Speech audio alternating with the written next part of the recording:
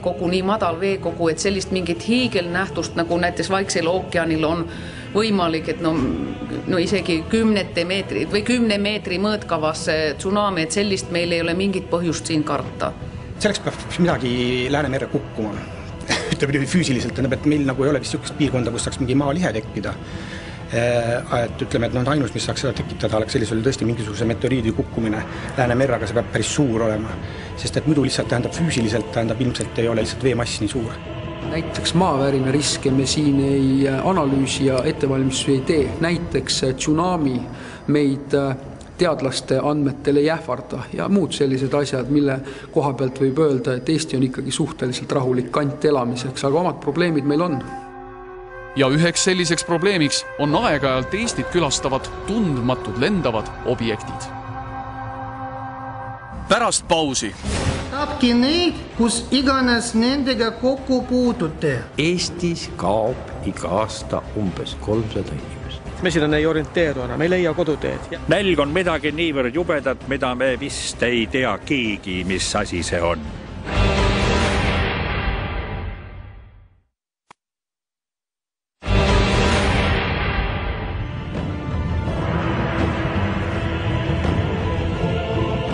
Maavärina riske me siin ei analüüsi ja ettevalmistusi ei tee, mille koha pealt võib öelda, et Eesti on ikkagi suhteliselt rahulik kant elamiseks, aga omad probleemid meil on.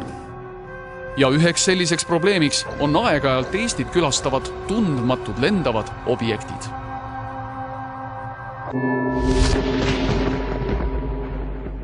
Ärge unustage veel ühte asja.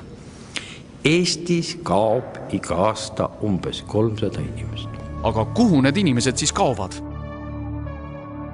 Täna me võime öelda, et meil jääb kadunuks kuskil 220 inimest aastas.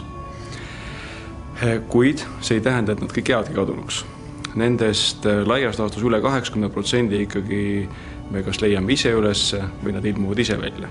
See tähendab, et pisut alla 20% siiski jääbki kadunuks. Kui politseiametnike sõnul pole kadumiste taga midagi ebamaist, siis nõukogude ajal kriminaaljälituses töötanud ja praegu juristiametit pidav parateaduste uurija Hans Raudsik väidab vastupidist. Põhiliselt võetakse naisi sellises vanuses, niimoodi nagu siin on, ja põhiliselt, kes kaovad niimoodi jäletult, ka noored mehed kaovad, miski pärast arvatakse, et nad ei kao mitte nii gurmaansetel eesmärkidel, eks ole, neile söögilaua peale ja noor ja värske, vaid nad kaovad ikkagi geneetiliste uuringute põhjusel. Uhvasid üldse universumis olemas ei ole.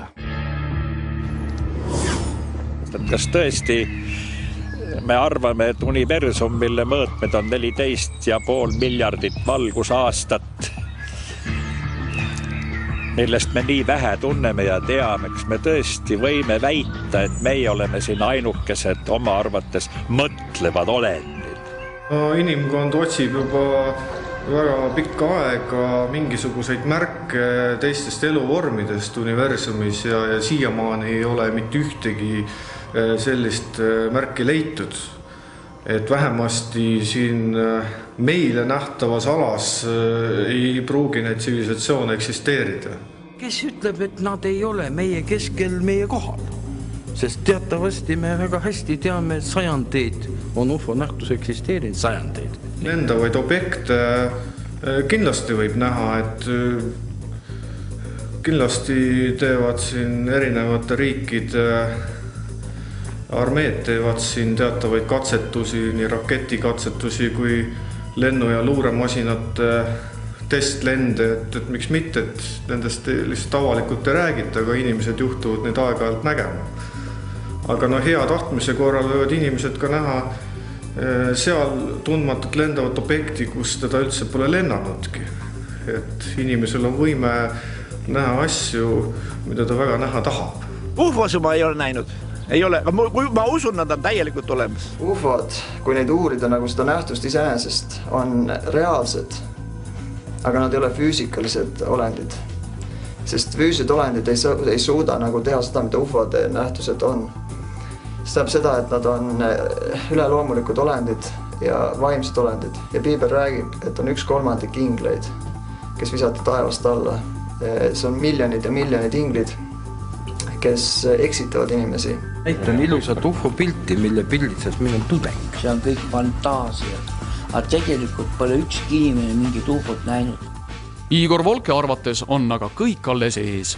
Selle sajandi keskel oleme intensiivses kontaktis maavälise mõistusega. Wow! Tänapäeva ufoloogia jaotab maailmaruumi tsivilisatsioonid 3 kategooriasse. Esimesed, kes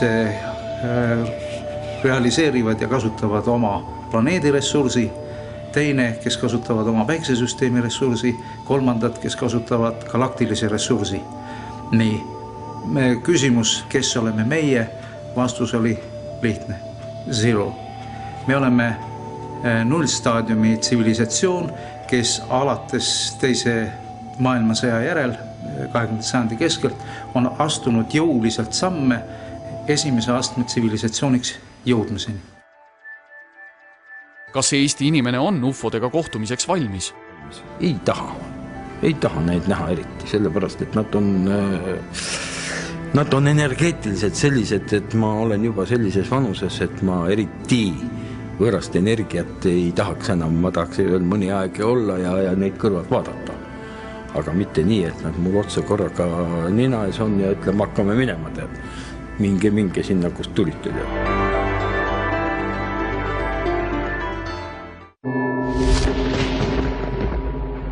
Sõda terrorismiga võib pidada 21. sajandi katkuks, mille käigus on hukkunud ning hukkub tõenäoliselt veel 10 000 asjasse mitte puutuvaid süütuid inimesi. Nii nagu kogu maailmas on terrorismi oht tõusnud viimase 10 aasta jooksul, eriti nii ka Eestis. Elag need muslimid oma elu, mis me topime nende kultuuri ennast, eks ole, ja vaata, mis see toob, kurat. Sa ei tea, lähed täna Tallinna kaubamajasse, kas sa tuled see elust välja, tea, kurat. Mingi kurat must jurakas, keda on õpetud maas madalast, te võid tappa, kurat, eks ole, tema läheb taevasse, kui surma saab. Aga kas islam ohustab siis Eesti julgeolekut? Me räägime konkreetselt näiteks terrorismist. Koraani seaduse järgi on enesetapp rangelt keelatud. See inimene, kes iseennast ära tapab, läheb põrgusse. On keelatud kaasata ükskõik millises, isegi sõjalises konfliktis tsiviilelanikke, vähem veel, eks ole, naisi ja lapsi. See on nagu islami lahingu eetika vastane täiesti. Tekitatakse igasuguseid hirme inimestele sellega, et tsiteeritakse Koraanist mingisuguseid värsse, võetakse üks värss välja, näiteks see, et tuleb tappa uskmatuid. Tapki neid, kus iganes nendega kokku puutute. Ajage nad ära paikadest, kus nad teid ära ajasid. Ei tule tappa kõiki uskmatuid, vaid see oli konkreetselt värss, mis tuli teatud ajaloo hetkel ja see oli mitte siis käsk Muhammedile tappa uskmatuid, vaid see Jumal andis talle sel ajahetkel loa võidelda nende vastu, kes teda nii-öelda siis ahistasid. Ma olen ise mõelnud niimoodi, et äkki islam võib veel Euroopa päästa. Esiteks sellepärast, et Euroopa leiab tänu sellele uuesti oma tõelise identiteedi ja on sunnitud. Ega seal islami usus ei ole ju kurjus sees. Kurjus on see, et sina tuled minu maale, loomulikult ma hakkan vastu sinule, võtame see Iraagi sõda praegu, mis nad sinna läksid? Nad läksid ju seda atompommi seal otsima ja nii oli. Ja neid mitte midagi, tuleme siis, mis te tapate seal inimesse ju, Ega seda me ei tea keegi, kus siin õigus on ja kus ja vale on. Aga mina nendesse usuasjadesse tegelikult absoluutselt ei usu. Islami kiituseks peab seda ütlema, et nemad hoiavad traditsionaalsetest eluvormidest kinni, neil on tugev perekond, nende naised tegelevad naiste põhitegevusega, see on laste sünnitamine ja kasvatamine. Muslimid elavad siin väga ammu. Ja siin on kõige suurem, kes muslimid, nad on tatarlased. Ja ma ise ma olen tatarlane ja te teate, et tatarlased elavad Eestis väga ammu ja on ka näiteks on seda Tatari tänav ja sellepärast ma arvan ja ma loodan, et muslimid, kes elavad siin väga ammu, nad on nagu hea naabrid. Eesti islami kogudus. Al-Jamiyatul Islamiyatul Istunia. Kas eestlased peaksid siis arvestama võimaliku terrorirünnakuga tulevikus?